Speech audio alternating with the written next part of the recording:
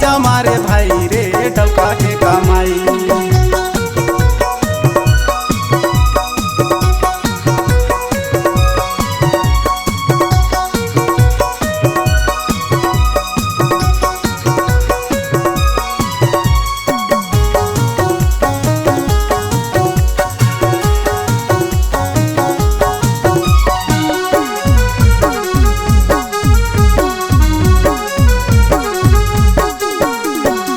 खवा पिया के मोला भेजते देते हाय आडर, कैथे मोर बरलान देबे स्नो आउ पाउडर।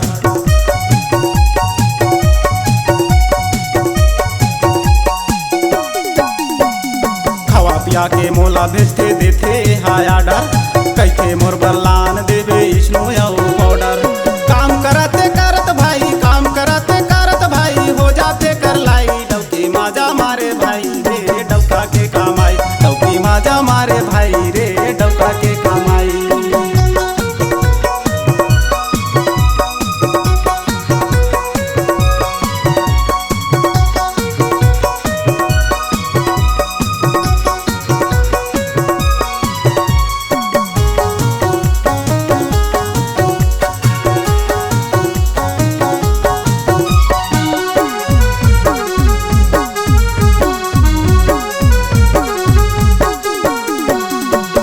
डौकी तान के सुतत रहते दिन भर, चूड़ी ले दे कंगन ले दे कहत रहते मोर बर।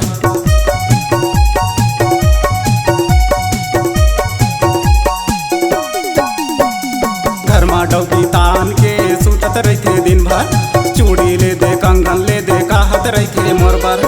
रोज दिन के रे फरमाइशी, रोज दिन के रे फरमाइशी हो गे में बेहाल। डौकी माजा मारे भाई रे डौका के कमाई, डौकी माजा मारे भाई रे डौका के कमाई। पूस के महीना अड़बड़ जाड़ लागे भाई, पूस के महीना अड़बड़ जाड़ लागे भाई।